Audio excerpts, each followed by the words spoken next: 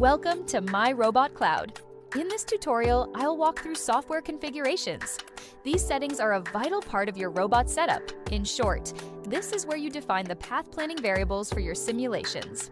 First thing you'll notice is that we have both software, hardware, and robot configurations. A robot configuration is a combination of a specific hardware configuration paired with a specific software configuration. The logic in MyRobot.cloud is that anything you'll add from your sales organization will be available to all your customer organizations. If you're working on a specific customer project and want to customize a software to solve a project, you can find software configurations on the left-hand menu when inside the relevant customer's organization. All software configurations created from here will only be available for the relevant customer. Once you enter the list of configurations, you will see the option to create a new configuration. First, give your configuration a unique name. Here, you can select specific software versions. This allows you to run simulations on older versions of Polyscope or Pally. Alternatively, you can select Latest to ensure you are using the most up-to-date software. Next, we have the Robot Safety settings, which mirror the safety parameters found in Polyscope. You can set these to Restricted to define specific limits.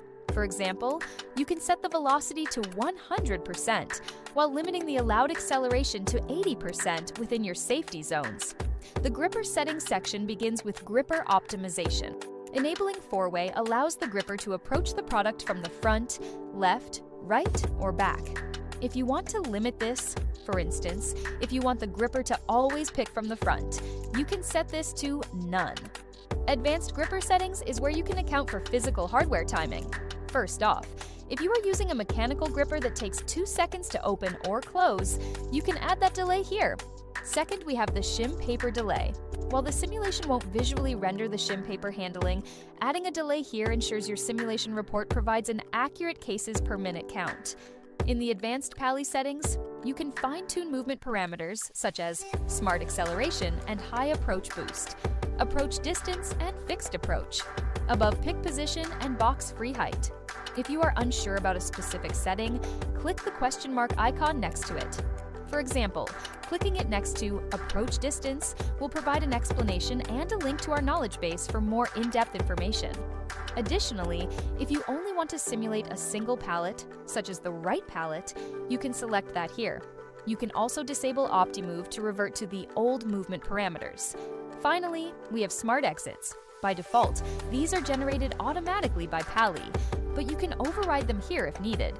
If you change your conveyor input coming from the left instead of the front, you will see the Smart Exit values update automatically. You can also manually adjust these values.